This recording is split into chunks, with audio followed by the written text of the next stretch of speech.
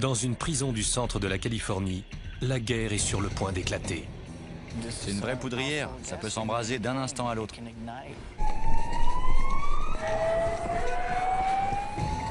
Deux gangs, les Blancs et les Mexicains du Sud, se préparent. Fabriquent des armes, fomentent des attaques et commettent de violentes agressions. Les gardiens s'efforcent de les contenir.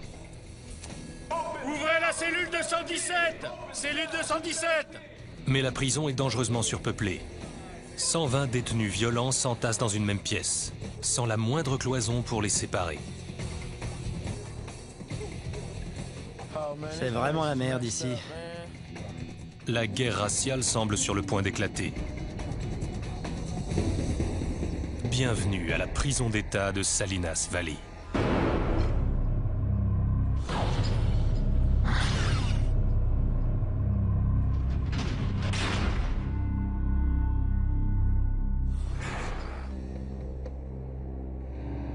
Voici l'une des prisons les plus dangereuses de Californie et l'une des cours les plus violentes de l'État.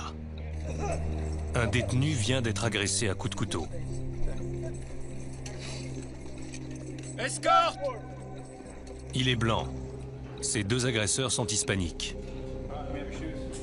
Ils ont attendu le meilleur moment pour frapper. Avec peu de gardiens aux alentours, ils ont pu infliger un maximum de dégâts. La victime a été blessée à la poitrine, au dos et aux mains. L'aérosol au gaz poivre utilisé pour neutraliser les agresseurs brûle les yeux et la peau. Mais les Mexicains du Sud sont prêts à tout endurer pour leur gang. On estime qu'ici, 70% des prisonniers appartenaient à un gang avant leur incarcération. Une fois en prison, ils franchissent une nouvelle étape en fusionnant avec des gangs de la même origine ethnique pour former de véritables armées.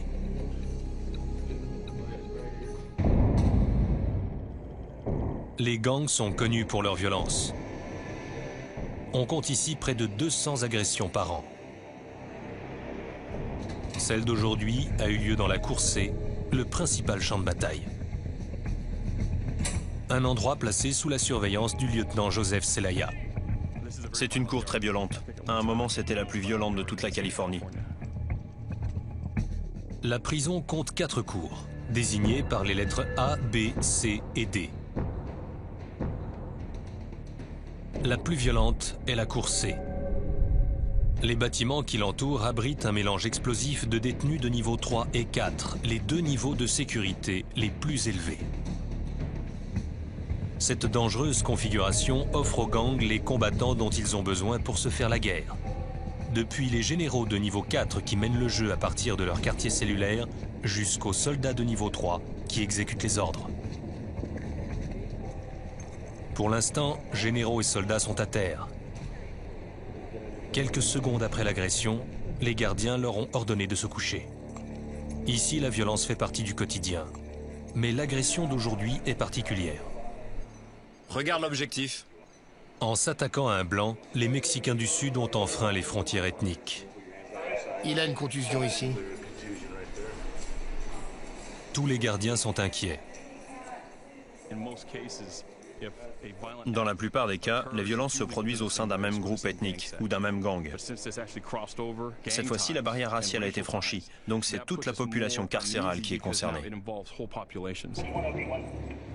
Avec cette agression, une guerre risque d'éclater entre les Blancs et les Mexicains du Sud.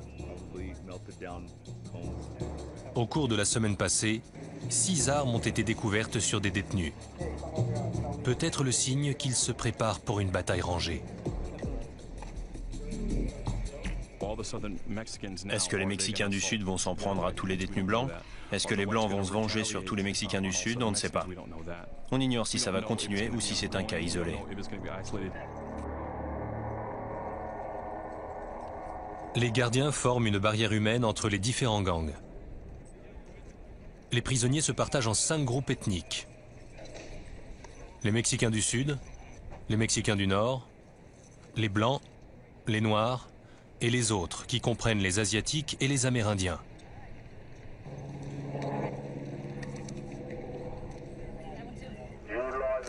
Suivez la piste pour regagner vos bâtiments. Ne traversez pas la pelouse. Les Noirs, les Mexicains du Nord et les autres sont autorisés à quitter la cour sans être fouillés.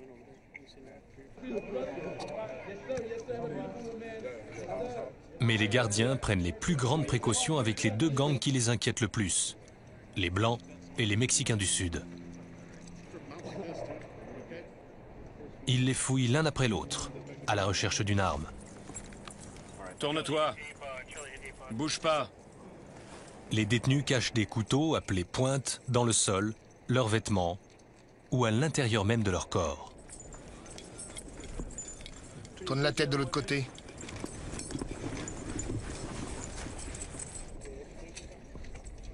Les 130 détenus sont menottés et escortés un à un jusqu'à leur bâtiment.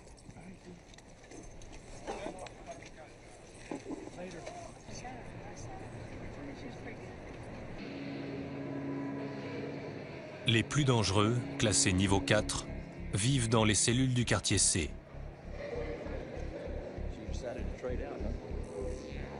Derrière ces portes se trouvent les chefs de gang, appelés les généraux, qui ordonnent les attaques, les émeutes et même les assassinats.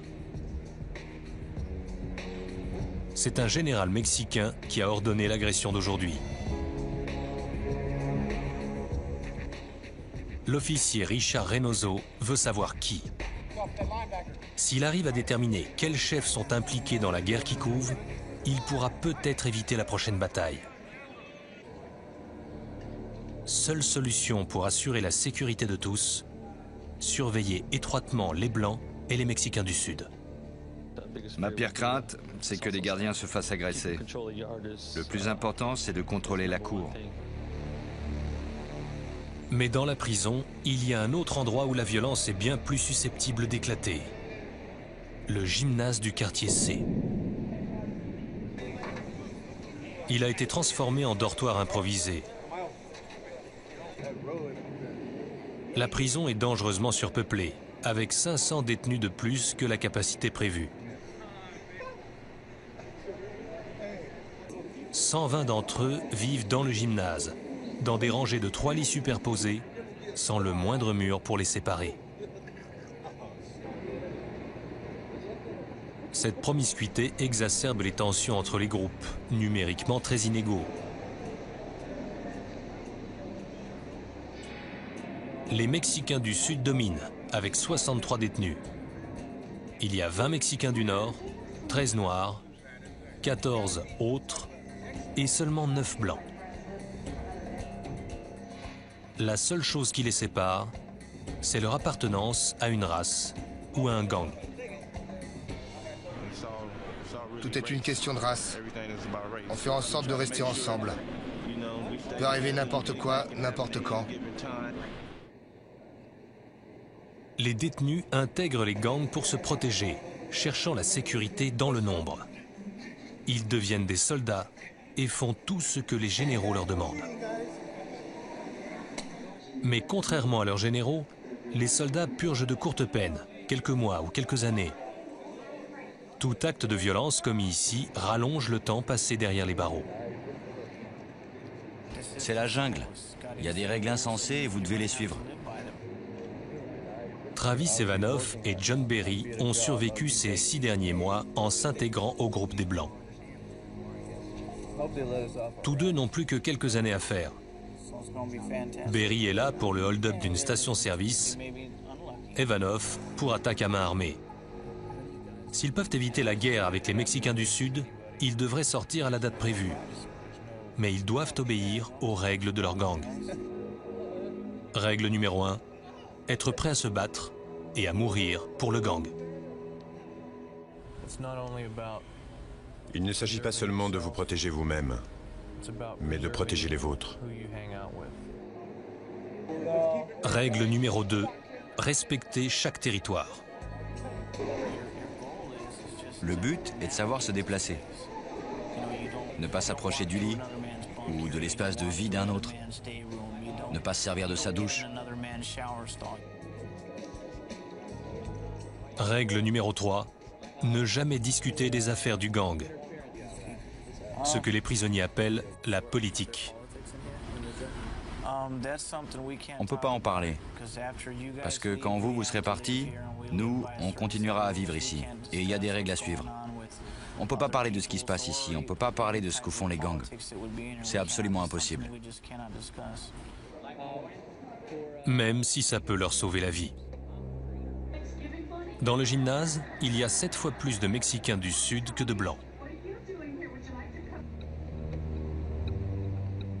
C'est tout. Notre groupe se résume à ça.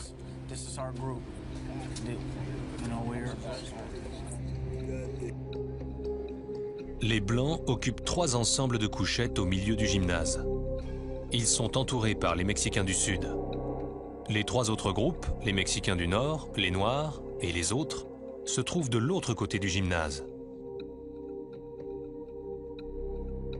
La plupart des détenus doivent traverser le territoire des Mexicains du Sud pour aller à la douche, regarder la télévision ou sortir dans la cour. Les Blancs sont pris au piège sur un champ de bataille où ils ne peuvent pas gagner.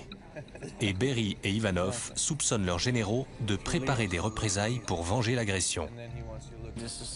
C'est une vraie poudrière. Ça peut s'embraser d'un instant à l'autre.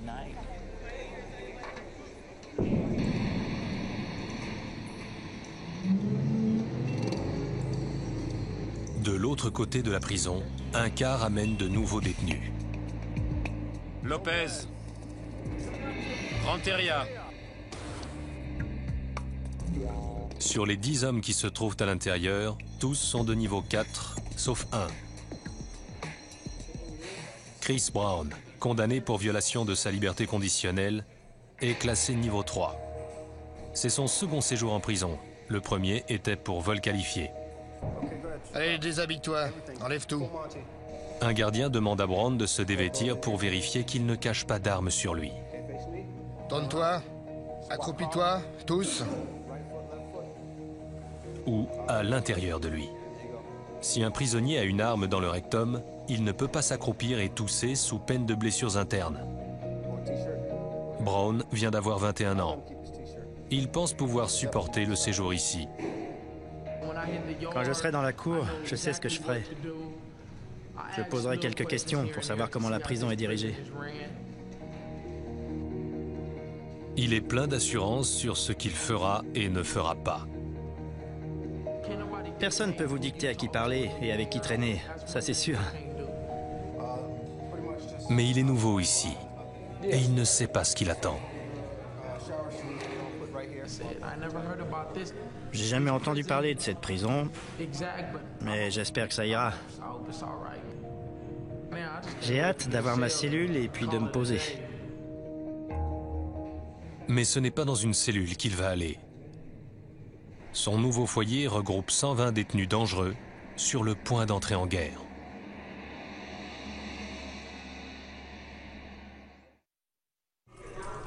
Brown. Il sort.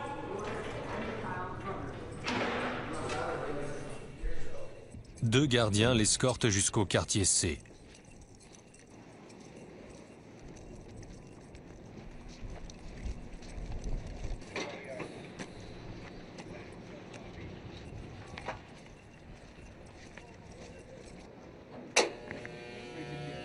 Derrière ces murs, l'animosité entre les Mexicains du Sud et les Blancs est proche de son point de rupture.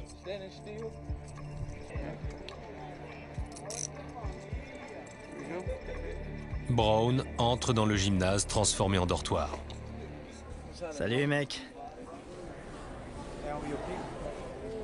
Ok, cool. Sa combinaison blanche indique qu'il est nouveau. Je visite, c'est tout. Il scrute les visages pour essayer de repérer d'autres noirs. Où sont les miens? Il sait que le plus sûr pour lui, c'est d'être avec les gens de sa race. Tout droit? Il se dirige vers l'arrière du dortoir et vers le lit qu'on lui a attribué. Salut. Pas mal. On lui donne un matelas, un sac contenant ses effets personnels et des draps. Mais il ne s'attendait pas à devoir dormir avec 119 autres détenus. Je pensais qu'on allait me mettre dans une cellule. Son univers se réduit désormais à une simple couchette. Pendant qu'il s'installe, d'autres prisonniers noirs se rassemblent autour de lui. Bakersfield. Kendall. Sans barreau pour le protéger, il sait que sa survie dépend de ses hommes. Personne de Bakersfield? À chaque fois qu'il se présente, il s'identifie par son gang, les Crips. Salut. Salut. Chris des Crips. D'où ça? Bakersfield. Crips de Bakersfield. Salut, Chris. Crips de Bakersfield. Louisiana. Ok.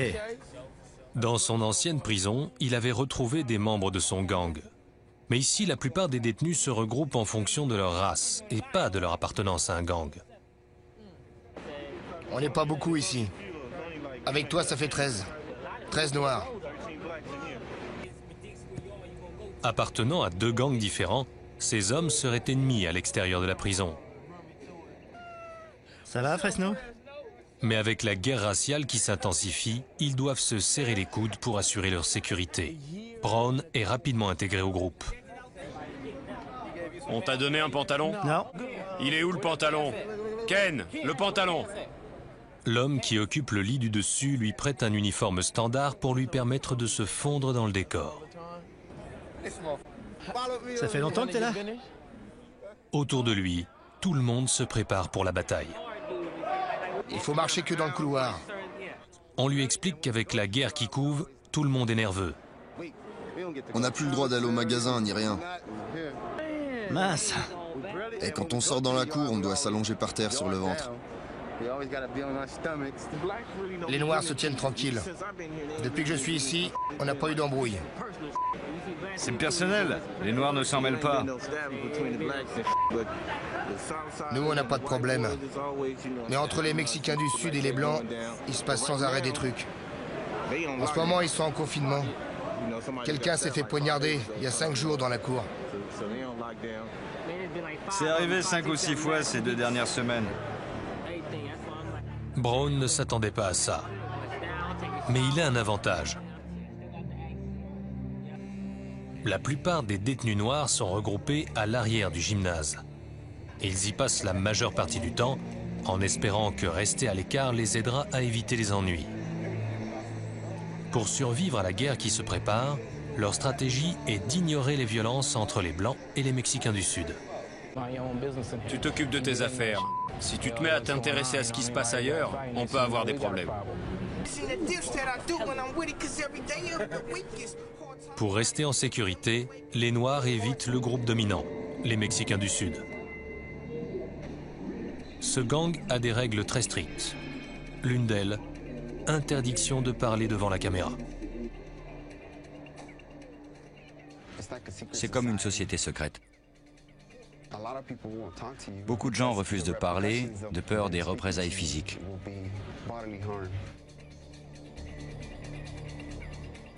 Mais une personne va nous révéler leur secret. L'homme qui les commandait. Certains m'appellent Cholo, mais c'est plus mon nom. Pendant 1 an et demi, Oscar Cristales a été l'un des généraux de la Cour C. Il est en prison à vie pour meurtre. J'étais le patron de la Cour C, à la tête de 250 hommes. J'étais en train de monter dans la hiérarchie. Au fil des années passées en prison, il a grimpé les échelons en commettant attaques et agressions.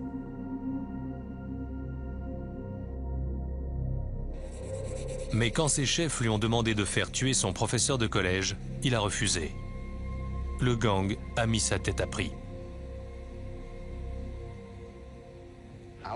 J'étais aveugle. Il m'a fallu des années pour le comprendre. Il est aujourd'hui en détention protégée, loin de la vie qu'il connaît si bien.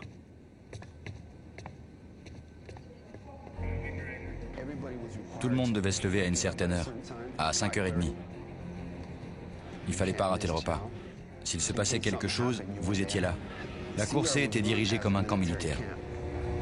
Quand le moment d'entrer en guerre arrivait, l'ordre provenait de son quartier cellulaire.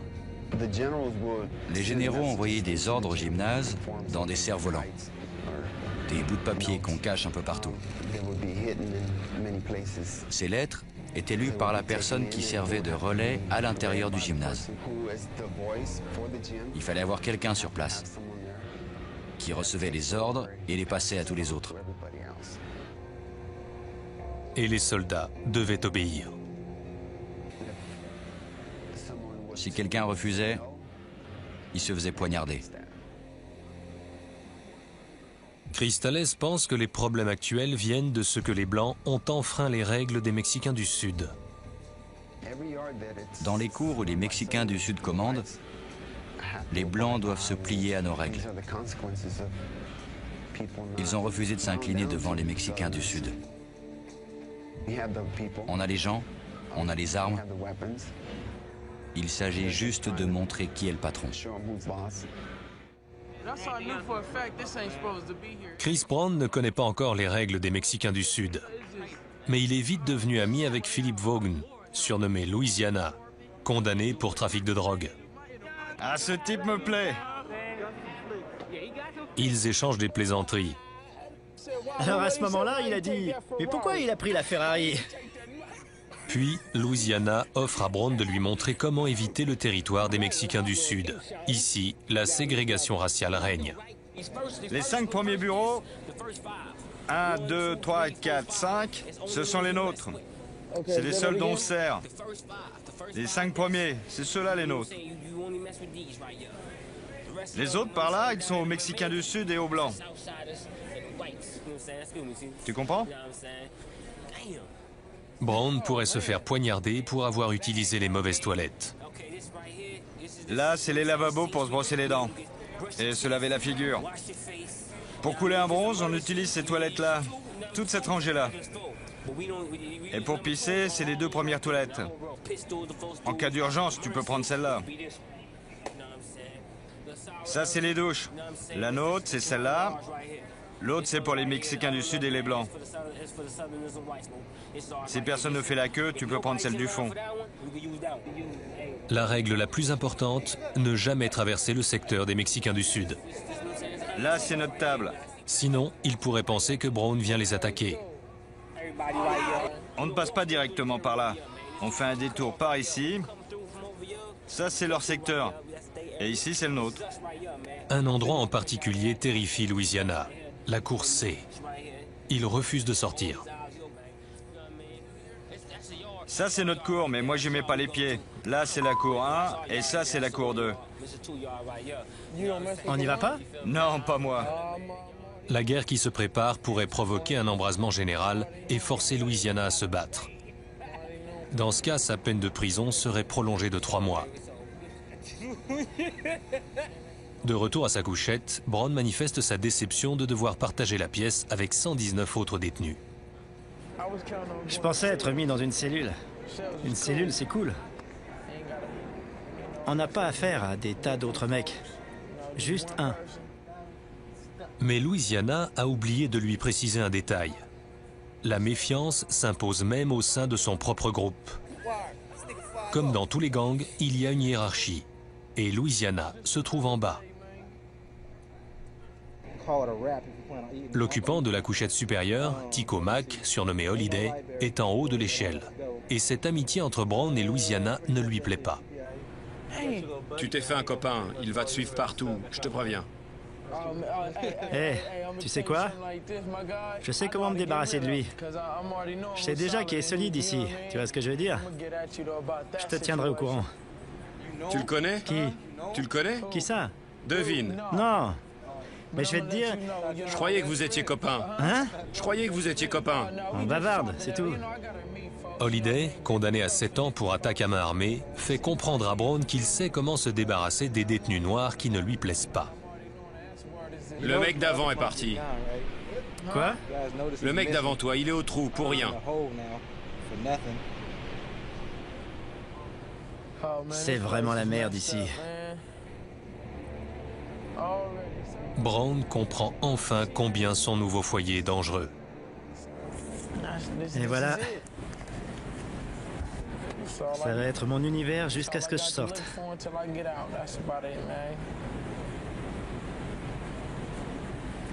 J'espère que tout ira bien. J'espère. Devant le gymnase C, la cour est vide. Les détenus subissent 3 jours de confinement.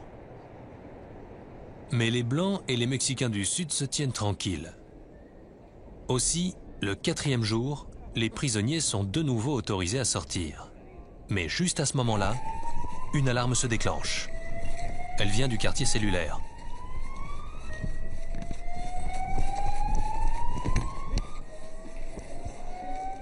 Tout là-bas!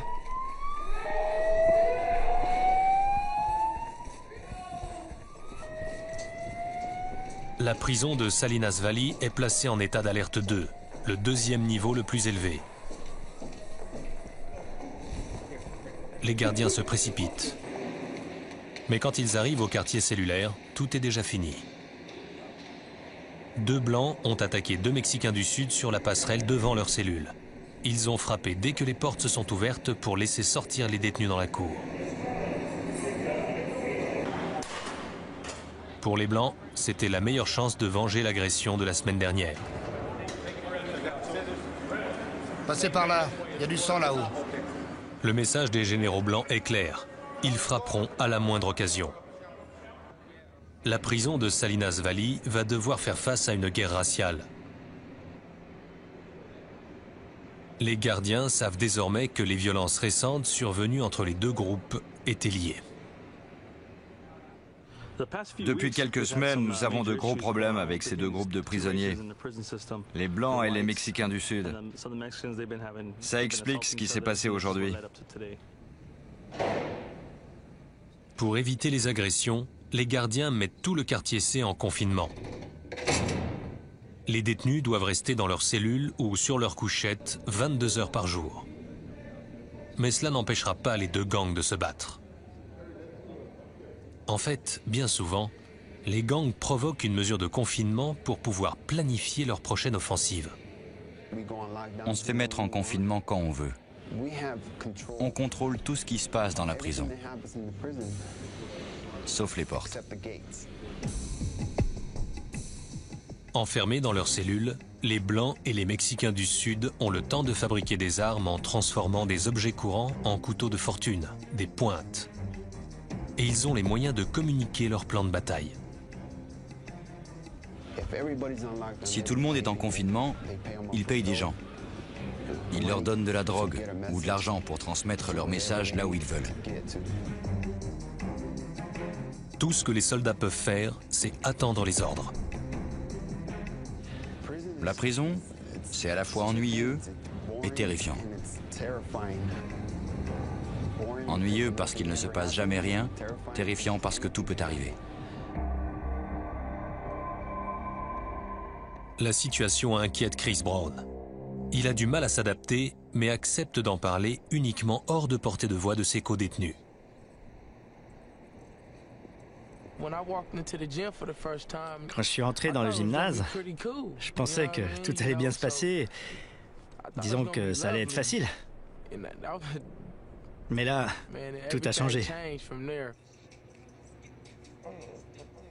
À cause du confinement, il doit rester sur sa couchette. Il ne la quitte que pour 3 repas et une douche par jour. La semaine a été horrible. On n'a fait que lire, dormir. Ça a été dur. Brown refuse de donner des précisions sur la guerre. S'il a appris une chose, c'est qu'il est strictement interdit de parler de politique. Ce qui se passe dans la cour reste dans la cour. Vous voyez?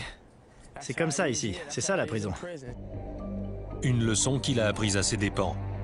Peu de temps après son arrivée, il a commis une terrible erreur. J'ai fait quelque chose que j'aurais pas dû faire. Je suis entré par accident dans le secteur des Mexicains du Sud. Je me suis fait remonter les bretelles. Les Noirs ont dû présenter leurs excuses aux Mexicains du Sud. Pour eux, qui essaient de faire profil bas, c'est un coup dur.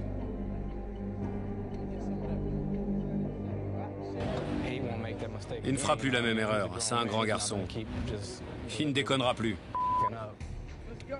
Si Brown fait une nouvelle erreur, son propre groupe pourrait se retourner contre lui. Quelques jours plus tôt, ils ont réussi à faire partir un de leurs membres. Louisiana n'est plus là.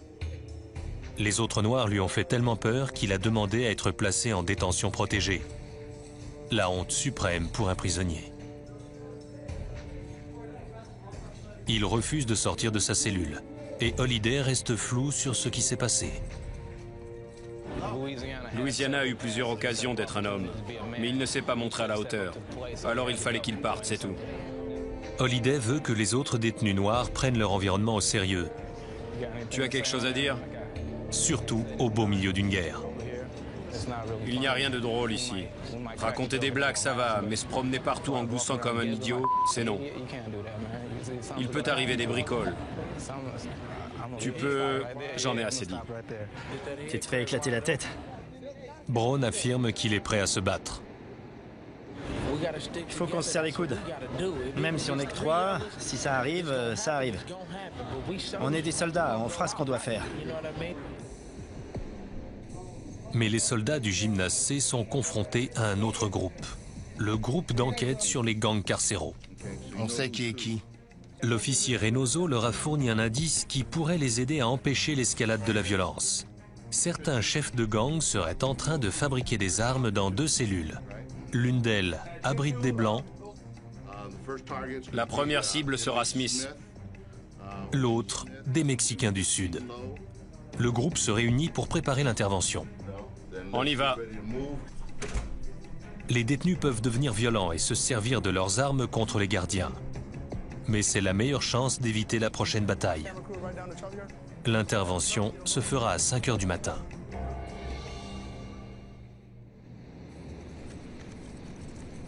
Avant l'aube, les membres de l'équipe se rassemblent devant le quartier C.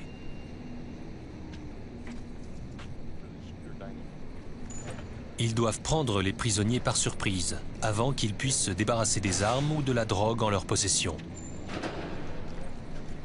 Ils pénètrent dans le quartier cellulaire des Mexicains du Sud. Le lit du haut. Mais les détenus les ont entendus arriver. Il tient la chasse d'eau. Go, go. Couchez. Les gardiens coupent l'arrivée d'eau. Couchez. Et pulvérisent du gaz poivre. Les prisonniers ne résistent pas longtemps. Ouvrez la cellule 217. Cellule 217. Reste ici. Avance. L'un après l'autre. T'as fouillé les 2 autres? L'officier Lisa Zorikak examine les toilettes où les détenus tentaient de faire disparaître quelque chose. Il pourrait s'agir d'ordres écrits, d'armes ou de drogue. Il n'y a qu'une façon de le savoir. Ça a l'air d'être entouré de ficelles ou de papier blanc. Je ne sais pas exactement ce que c'est. On dirait que c'est dur, comme du métal. Ouais, c'est ça. Une arme, enveloppée dans du papier. Elle a été aiguisée contre le mur de la cellule, comme en témoignent ces traces. On peut blesser quelqu'un avec ça et même le tuer. Et ce n'est pas tout.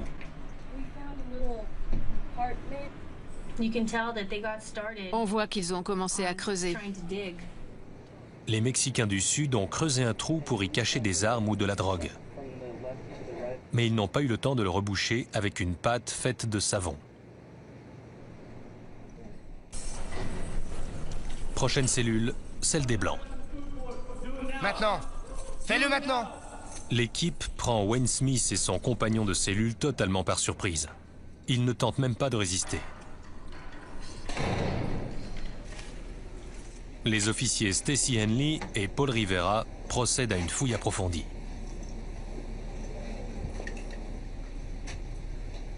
Ils découvrent une pointe cachée dans une chaussette. Henley pense qu'elle a été fabriquée avec l'anse d'une tasse. Ça provient sans doute d'une tasse modèle standard.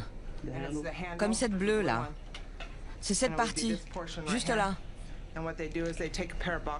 Ce qu'ils font, c'est qu'ils prennent un caleçon, ils enlèvent l'élastique, ils découpent l'anse, ils la font chauffer pour la redresser le plus possible, et ils attachent le métal.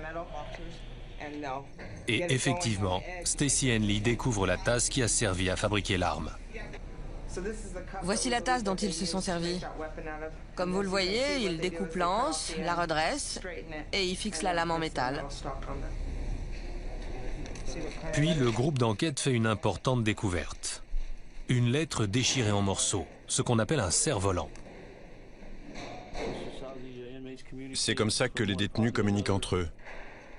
Ils le donnent à quelqu'un qui le fait passer d'un endroit à l'autre. Il dit qu'il a dû payer ses dettes. Il pourrait s'agir d'instructions destinées aux Blancs, leur ordonnant d'attaquer les Mexicains du Sud.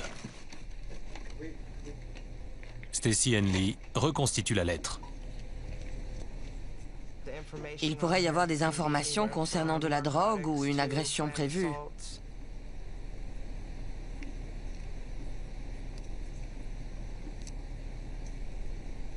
Henley découvre que la note a été envoyée à l'occupant de la cellule, Wayne Smith, par un autre prisonnier. Je suis en plein dilemme. Cet outil me serait utile parce que je l'ai déjà promis à Kenny. L'auteur promet de la drogue à Wayne Smith en échange d'une arme. Cela pourrait vouloir dire que d'autres Blancs sont armés. Et Smith, un membre haut placé du gang, refuse de dire qui. J'ai rien à dire là-dessus. Smith a été condamné à 200 ans de prison pour 8 vols à main armée. Il est gardé à vue dans une cage métallique de 1 mètre sur 1. Il est dans le quartier C depuis près d'1 an et en confinement depuis pratiquement 2 semaines. L'inactivité l'a mis sur les nerfs. Ça dure 6 mois, 9 mois, 1 an, parfois 18 mois. C'est difficile de ne pas être tendu tout le temps. Les soldats ont entendu parler du raid dans les cellules et savent qu'il pourrait déjà y avoir des armes dans le gymnase. Ils sont piégés dans un espace de 2 mètres autour de leur couchette. Comme vous le voyez, on est coincé comme dans un cercueil. L'inactivité, c'est mauvais. Quand vous ne faites rien, vous vous mettez à gamberger et ça vous rend fou. John Berry et Travis Ivanov craignent d'être impliqués dans la prochaine bataille. Dans le gymnase, tout le monde a une date de sortie, quelques mois, 1 an ou 2, alors que les gars de la cour sont ici à vie. Ils rentreront jamais chez eux. Ici, c'est leur univers, mais nous, on est seulement de passage. S'ils se battent, leur peine risque d'être prolongée. S'ils refusent, ils peuvent subir les représailles des autres Blancs. On n'a qu'à espérer que d'ici notre sortie, rien n'arrivera qui risque de prolonger notre peine. Aujourd'hui, on va fouiller le gymnase C. Le lieutenant Joseph Celaya et ses hommes savent que le gymnase est à 2 doigts d'exploser. Si les détenus ont des armes, il faut les trouver, et vite. Le plan de Celaya, passer le moindre centimètre carré au peigne fin. Mais les détenus sont 6 fois plus nombreux que les gardiens. N'oubliez pas que ces hommes ne sont pas en cellule. Ils peuvent bouger. Soyez très prudents. On va les faire sortir dans la cour et ensuite on entrera dans le gymnase pour le fouiller. Richard Reynoso et 20 gardiens investissent le gymnase à 6 heures du matin. Debout! Le réveil est dur. Presque tous les détenus dorment encore, y compris Chris Brown. On était en train de dormir profondément.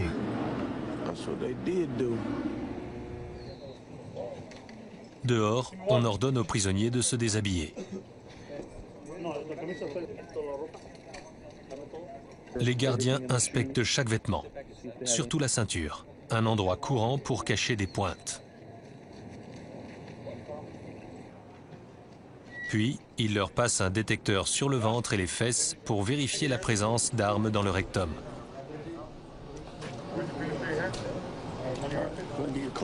Prends tes vêtements et rhabille-toi. Après la fouille, les 120 prisonniers sont alignés contre le mur. Ils vont rester là pendant les 2 heures qui viennent.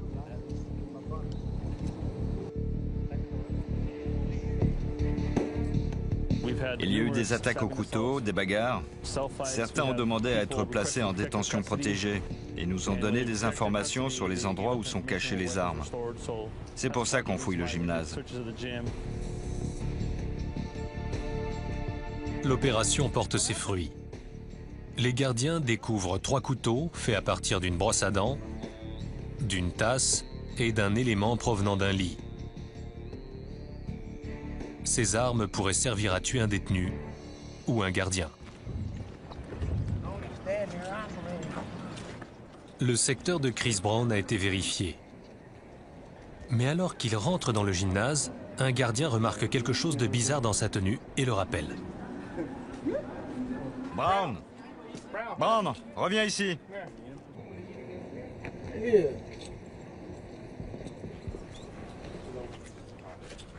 T'as 2 frocs? C'est pas bon. Brown porte plusieurs couches de vêtements. Tu sais pourquoi les détenus portent plusieurs vêtements? Pour cacher des armes dessous. Je ne cache pas d'armes. Pourtant, on dirait bien. C'est ce que vous pensez.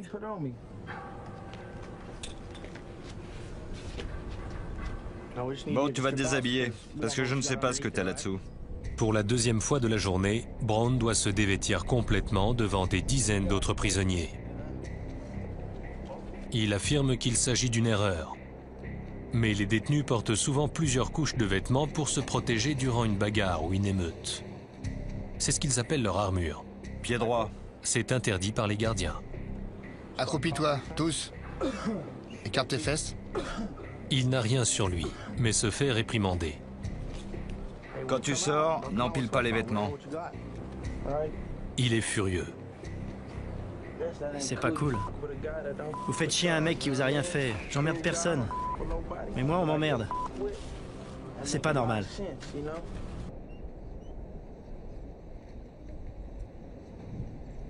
De retour sur sa couchette, Brown revient sur l'incident. Il pense que le gardien lui a manqué de respect. L'insulte ultime pour un détenu. Ce qui s'est passé dehors, un type m'a fait enlever toutes mes fringues. Alors qu'on l'avait déjà fait. D'autres détenus se rassemblent pour écouter Brown raconter son histoire et menacer de se venger. Et ça, tu veux voir ça? C'est ça que tu veux voir? À Folsom, mais il se serait fait éclater la tête. Je leur ai fait payer. Ils prennent son parti et essaient de le calmer. Réfléchis. Prends la bonne décision. Il faut que tu aies un plan, une stratégie. Pour éviter la guerre entre les Blancs et les Mexicains du Sud, les Noirs doivent empêcher Brown de devenir violent. Chris est dingue. Il faut qu'il fasse attention. C'est une prison ici. Enfin, ils arrivent à le calmer. L'initiation de Brown est terminée. Il comprend désormais comment survivre dans la prison de Salinas Valley. S'il avait fait quelque chose à ce gardien, ça aurait rallongé sa peine. Il aurait fini par ne jamais sortir. C'est comme ça à chaque fois, surtout ici à Salinas Valley. Pourtant, ce soir, tous les détenus vont peut-être se trouver entraînés dans la guerre raciale, car la bataille est sur le point de commencer.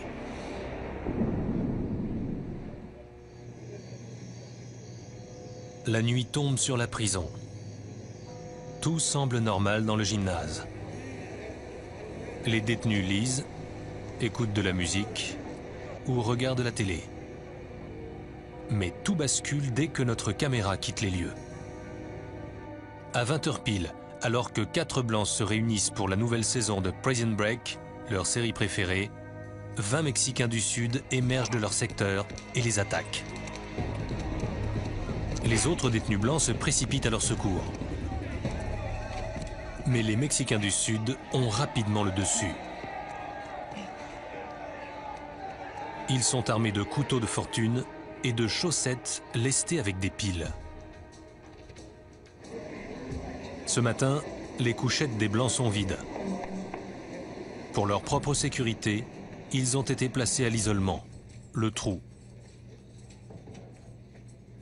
C'est le quartier le plus sécurisé de la prison, où les détenus sont enfermés dans leurs cellules 23 heures par jour. Les Blancs portent des menottes où qu'ils aillent et ne sont autorisés à nous parler qu'enfermés dans une cage en métal. John Berry n'a que de vagues souvenirs de la bagarre. J'ai entendu des bruits de coups de poing. J'ai vu que c'était une bagarre entre les nôtres et les Mexicains du Sud. Je me suis précipité pour essayer de les aider parce que les autres étaient bien plus nombreux.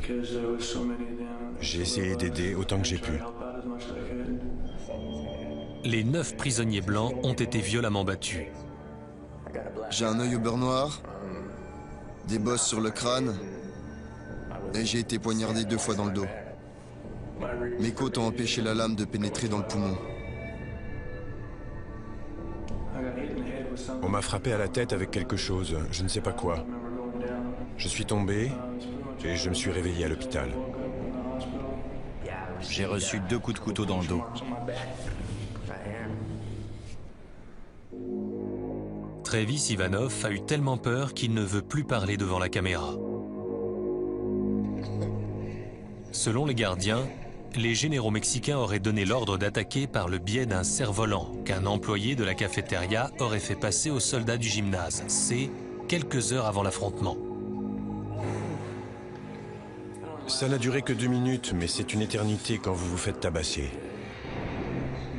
La bataille a été violente mais brève. C'était sans doute ce que souhaitaient les Mexicains du Sud. Ils ont lancé l'attaque près de la porte principale, sachant que les gardiens pourraient intervenir rapidement avant que d'autres Mexicains du Sud soient obligés d'y participer. Un tiers d'entre eux seulement ont été envoyés au trou. Ils restent donc majoritaires dans le gymnase et ont fait partir les Blancs. Aucun d'entre nous n'était visé en particulier, c'était juste pour se débarrasser de nous. Berry affirme avoir été obligé de se défendre. Je ne fais rien sans y être absolument forcé. En 6 ans, c'est la première fois que je me bats. Il a perdu ce qui lui tient le plus à cœur, la date de sa libération. La prison a rallongé sa peine de 3 mois. Lui et Ivanov seront sans doute transférés dans d'autres pénitenciers.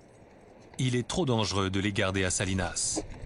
Mais où qu'ils aillent, ils devront peut-être encore se battre. La meilleure façon de décrire ça, c'est de parler de pays. Parfois on est un grand pays, parfois un petit, et tous les pays font la guerre.